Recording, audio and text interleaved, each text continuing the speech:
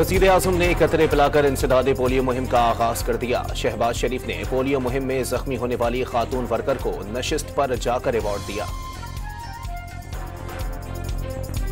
Toshakhana 2 case में बुशरा बीबी की जमानत पर रिहाई के लिए अदालती अहलकार रोपकार लेकर अडियाला जेल पहुंच गए। पीटीआई वकला भी साथ हैं।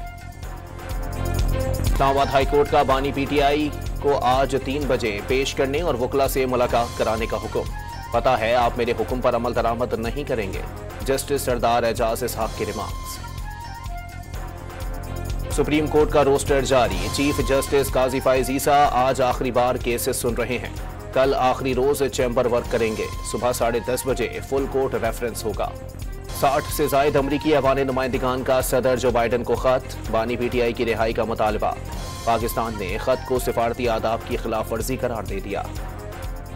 जस्टिस मंसूर अली शाह का चीफ जस्टिस को खत। खुसूसी बेंच में बैठने से इनकार। जस्टिस मंसूर अली शाह ने चीफ जस्टिस को बतौर सरबराह प्रैक्टिस एंड प्रोसीजर कमेटी मुखातिब किया।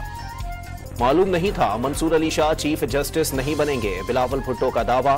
फजलुर रहमान के बगैर भी नंबर्स पूरे थे। चेयरमैन पीपल्स पार्टी का बीबीसी को इंटरव्यू। रावलपिंडी टेस्ट में पाकिस्तान के खिलाफ इंग्लैंड को शदीद मुश्किलात का सामना। पाकिस्तानी स्पिनर्स इंग्लिश टीम के 6 खिलाड़ी पवेलियन भेजने में कामयाब। आर्मी चीफ ने पाक फिजाइये की ऑपरेशनल बेस पर कसीरुल मुल्की मश्क इंडस शील्ड 2024 का मुशाहिदा किया।